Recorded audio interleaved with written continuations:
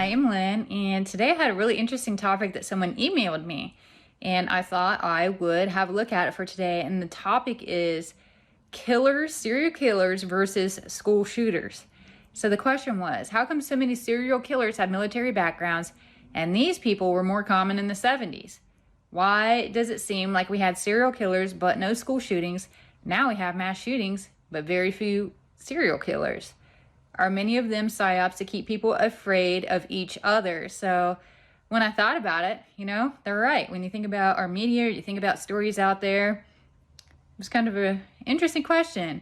So when I think about the mentality of serial killers and what is going on here, the root is some kind of trigger that's sparked by mental imbalance. And it could be abuse, home life, hormonal imbalances. A lot of different things might spark this and cause it.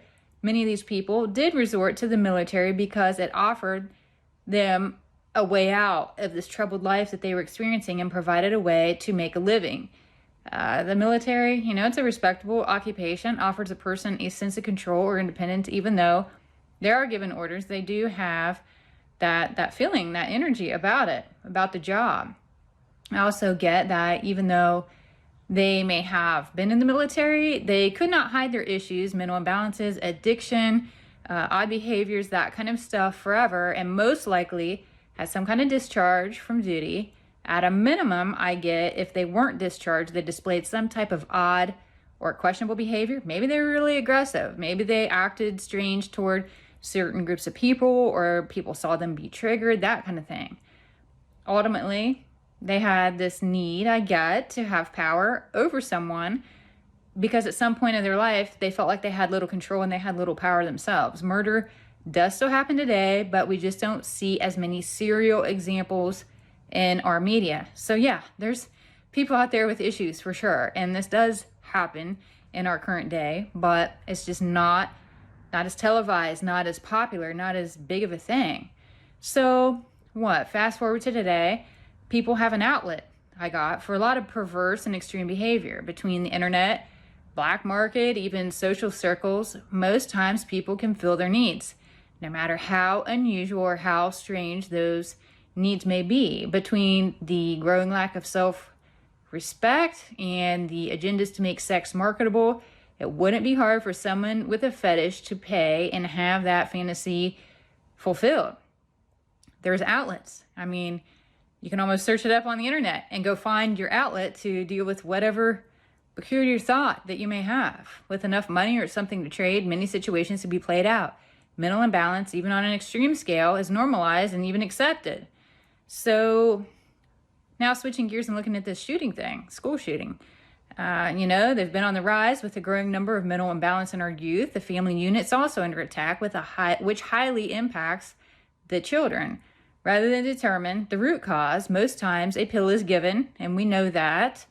There is also, you take this mental imbalance and then you combine it with psych meds, which is an unstable combination all in all. Bullying, which is really bad, is also worse because there's a growing number of parents who don't make their kids accountable or teach them respect. You always have going to have the bully. You're always going to have the mean kid, but it is so much worse now. That paired with the social media, which again makes it so much worse, that can make a very difficult situation for kids at school. Yes, some of this is orchestrated to enforce how scary guns are, but the root is the upcoming generations with less parent involvement because more and more are doing it alone and they have to work long hours to sustain. So, society itself is making it difficult for parents to thrive. Many of them feel, maybe you need a second job. Maybe you're doing it all by yourself. Maybe the family unit did end up collapsing for whatever reason and you're trying to take care of kids on your own. That does impact kids and their behavior. Makes them act out, makes them want attention. So, parents, they need to teach their kids respect, teach them to honor life, respect life, make kids accountable, foster self-confidence, to grow thick skin, because a lot of people do not have any kind of thick skin because they don't have the confidence to have it. Most everybody, my generation included, you got picked on for something, They would find some feature about you, find something about your life, whatever, and pick on you. And it wasn't fun. I didn't have social media to make it worse. And to some extent, you just had to have a little bit of thick skin. Not that it excuses bad behavior, but you have to have a little bit of that just to be able to navigate life, because not everybody out there is nice, and you have to learn that, unfortunately. And we also have to discourage bullying of our kids. Monitor what your kids are doing on social media, because that is huge.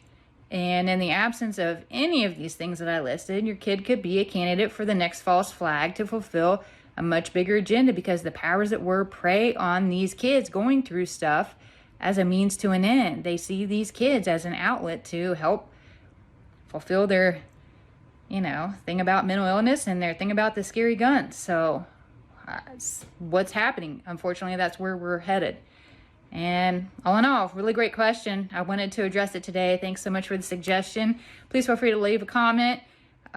Check me out on my blog, psychicfocus.blogspot.com. Y'all take care, and I'll see you in my next video. Bye.